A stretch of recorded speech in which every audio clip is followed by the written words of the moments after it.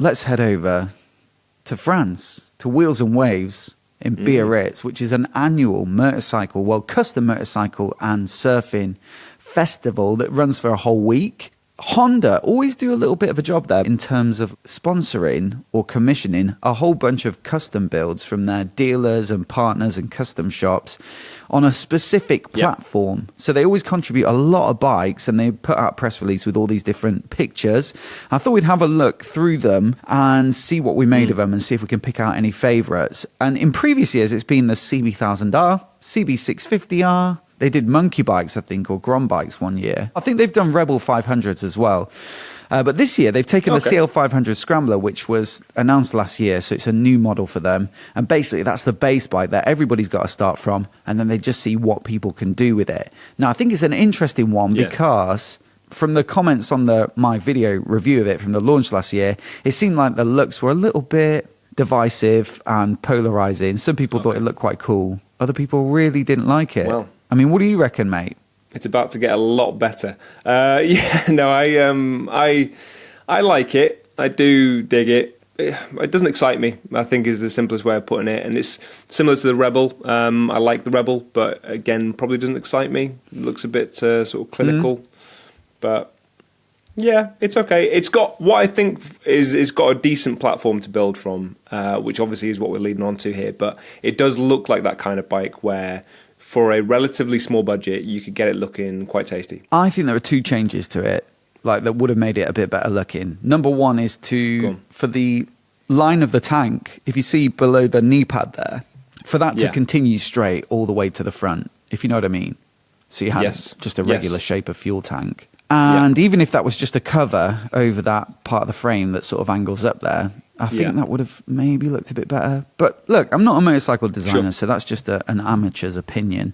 The other one is like the exhaust is quite big and bulky, and I wonder how much of the cat is up in that high-mounted position, and whether they could have stashed a bit more of it down low so that the actual silencer was a bit slimmer. Agreed. I think also if you were going to make it an actual kind of scrambler, ideally you want a high pipe as well. I don't know why brands don't do that very often anymore, and there must be a reason for it. I mean, obviously it's got to go under your leg then as well, so there's sort of complications with it. But I think if you've got a scrambler, ideally you just want a high pipe just going the full length parallel to the seat in the tank.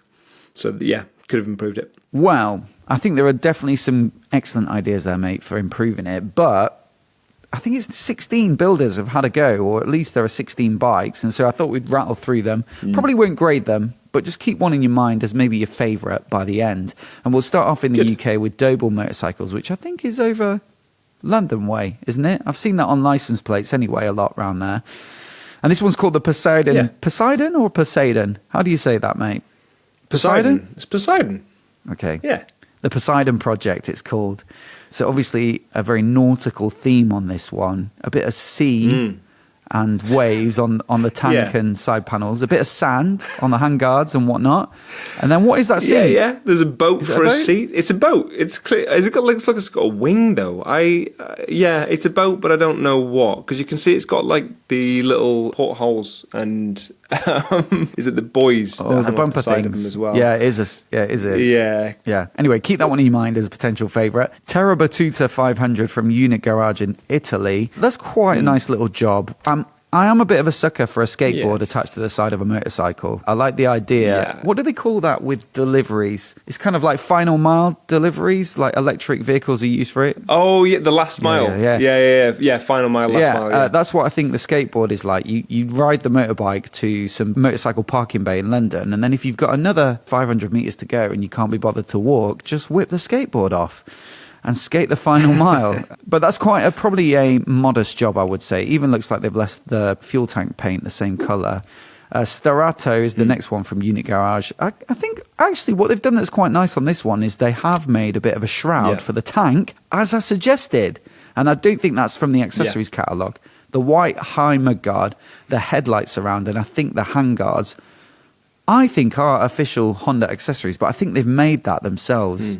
And so I admire that because it's living out one of my ideas. Yeah, they've also changed the, I assume just the springs, not the actual rear suspension, but they've put some yellow springs on there as well. So there's some nice continuity with the colours on that one. It is bright because they've gone with the orange. But yeah, I like that as a simple look. Silver Surfer is next, mate, and I'll tell you what's happened here. Honda basically took the Rebel 500, which is a cruiser-style bike, and made it into a scrambler called the CL500, and then this builder has turned it back into a cruiser. Yeah, but with clip-ons. Yeah. Logic. But then, as we've said, right, Logic has no place. In the custom world. To be fair, I've contradicted myself a lot. Sometimes I'll say I really want the Logic and sometimes not. But this one not so logical, but it is pretty. Created by the team at flagship Honda Center dealership in Frankfurt. CL Surfer or Silver Surfer. Next one is Ocean's Track, a bit of a flat tracker. And this one is from France. We always say some of the best custom bikes come from France. Oceane Motos. That's impressive, isn't it? They've gone with the Honda color scheme, but also the way they transformed the front end and the back of the bike. It looks legit, like a good flat tracker. Do you know what else as well? That would be a perfect flat tracker, or at least the starter flat tracker, if it was in that class, if everyone was similar sort of horsepower, because obviously you wouldn't want to be sticking that against, 1100 or whatever. To me, so far is my favourite, and France killing it again. I know what you mean. That would be a fun flat tracker, not too intimidating. It really would. Yeah, the right sort of size, yeah. Next up, Moonground from Portugal, from Garonda, Guarda. What's the inspiration there? Moonground. It's a minimalist take on a two-wheeled vehicle ready for any terrain or planet. Yeah, and it's got Tutankhamun underneath the engine there, I can see. Not a massive fan of pipe wraps anyway, but that one, when you've just wrapped the entire thing, it just highlights it, and that is not a nice exhaust underneath. It's a bit of a beast, but I do quite like the blocky tyres on it. It sort of gives the CL500 a bit more of a aggressive look, which I think helps because it does maybe not look that scramblery compared to some of the other options on the market. Next up, Irizumi, which is a bike from France again. Starbike Honda, I think that's one of their dealerships, and they say it's a bit of a celestial entity. The intricate artwork on the tank draws people in, and the minimised rear end and high-level exhaust with a single satin muffler and tan seat set this bike apart from its peers. Nice custom job, but probably quite a light treatment on the rest of it. Simple, yeah. Next up, Flat Track 500. I think I'm noticing a theme here, mate, which is flat trackers look pretty good, actually. Seriously digging the flat trackers. That's the equal with the other one that we saw before. They're my favourite so far. I actually think I'd be more likely to ride this one because I do like the sort of Honda racing colour scheme, but I think if I was riding a bike day to day, I'd want something that just looked a bit more stealth. So the grey and black, little pop of red on the springs. I think they've put a red air filter on there as well. Looks pretty good. This one's from Anquety Motorsport out of Belgium. And it does get Öhlins rear shocks, a cantilever swing arm. Have they changed the swing arm? Who knows, mate? It looks maybe, the same to me. But tell you what about the swing arm on all these customs. I'm going to say it's not highlighting the bike. When you can see that, you can see how spindly it looks. It's obviously it's a small bike, but it really is skinny. It almost just looks like it's the paddock stand, like it's part of the paddock stand. It's not. Yeah, it's like a slim steel tube, which you don't see that very often, do you? But I agree, it's surprisingly slim. But then again, it's not exactly laying down loads of power that it needs all this torsional rigidity for, or anything like that. So it's probably ample. I trust the guys at Honda that they made it beefy enough. Enduro 500, bit of a red job. Blocky tyres. Quite simple again, and that is, I'm assuming, the official Honda accessories for the mudguard. Some of it, yeah. These are done out of dealers, a lot of them, so they kind of make use of what's available and try and find some other parts and maybe paint them up a bit as well. So it's very similar to the previous sort of competitions that they've run. CL501R, another flat tracker. I don't know. It's maybe not quite as good as I like that Flat Track 500 that's a bit more stealth, but still, it does look good. Yeah, it's not bad. Again, flat tracker, nice shape. The blocky number plate on the front of the bike, instead of in lieu of a headlight, although obviously this one's still got lights, is a good look for me, Digger. This is just more like straight up scrambler. Painted it, just a digger, painted the engine. It's not actually a digger. They haven't put a bucket on there. It's just called a digger. The gold's kind of throwing me off just a tad there on the engine parts, but go the extra effort at least. Yeah, nice official Honda colours, eye-catching. Cherry Lady. You can guess what that is. It's cherry. I like it. Yeah, you like a cherry lady? I like a cherry lady. That's good. That's I don't even know what that means. It means whatever you want it to mean. The radiator guard looks a little Demon Tweaks. You know, when someone's kind of got anodized parts of their bike. You just said you like the cold engine on the other one.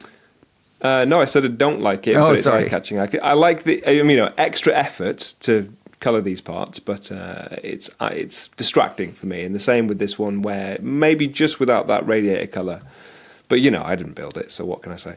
Charade Spirit, another one. Or is that charade? Ooh. Do you say charade or charade? I'm finding out a lot about how you pronounce stuff. It depends on the day, mate, to be honest. I play charades, so we're playing charades, but I would call something a charade. So, yeah. Today I'm calling it a Charade Spirit. Yes. And is that from France as well? Because I do like that one. Let's check. But also, you got to say, a lot of these show off the fact that if you do slim down the silencer on this bike, it does help quite a lot, doesn't it? So that looks a little bit leaner at the back. It is from France. How do you know that? Yeah.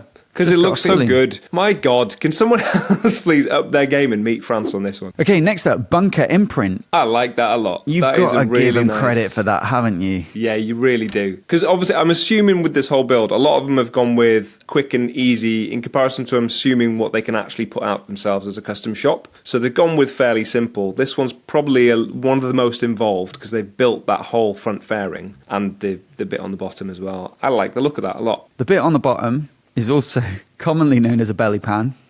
That's one.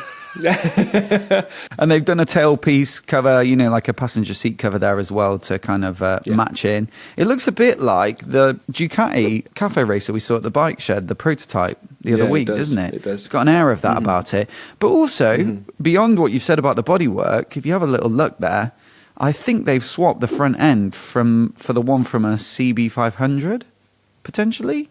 Or something like that. Yeah, it's got upside down forks, yeah. Upside down forks, 17-inch front wheel, which I think the other, the Scrambler comes as standard with an 18 or 19. I think it's a 19. A different brake with a bit of a wavy disc there. Road tyres. Yeah. It's quite impressive, you got to say. Yeah, and it works, definitely. Probably lower handlebars as well there. Oh, they've got those kind of flipped. Do they call them Clubman bars? I think so, yeah. That's probably going to be one of the bikes that's the most different to ride. Bic Ink, a lot going on. So we've got red and orange for colours. We have yellow headlight, a slim tail section as well. Yellow headlight. Yeah, it's nice. It's tasteful. It looks like the sort of thing you'd see not a custom shop, but an actual, Joe Blogs make themselves, but just really nicely done. So I like that a lot. Summer vibes with those colours. And then last up, Alpina 500. Woo! This one's good, isn't it? That is good, yes. They have a fully reworked exhaust system and the high exhaust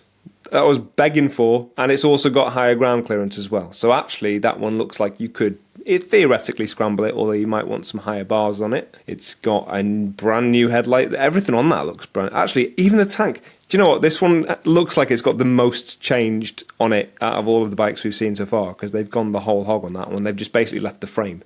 Yeah, they've got a different... Well, and the engine. And the engine, and of course. Yeah, the end. Oh, yeah, and of course, my favourite part, the skinny swing arm. But they've also swapped the forks, quite beefy, chunky, upside-down forks as well. Different headlight, looks like different speedo. And like I say, when you do carry that straight line from the tank through the bike, I mean, it must have been a lot of work because it looks like they put a different subframe on there and everything.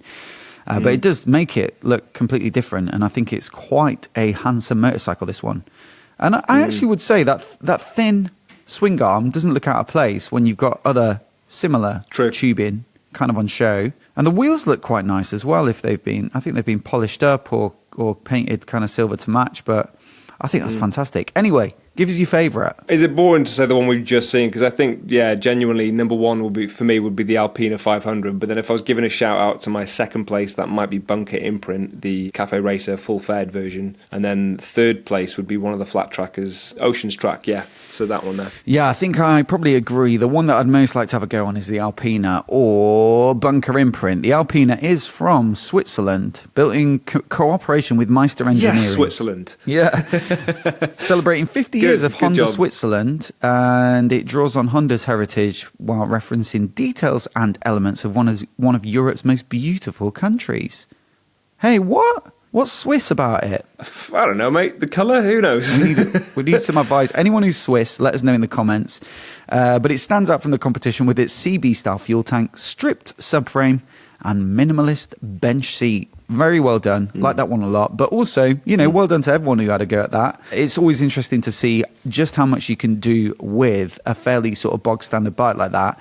And also, you got to say, shout out to Honda for supporting an event like that, because Honda don't necessarily have a reputation for being the most customized bikes. It's not exactly like the Bonneville range or something like that. But has to be said, they've done a good job there of getting all these bikes out, and they do it every single year. So it's cool to see them supporting something that is a very sort of cultural part of motorcycling.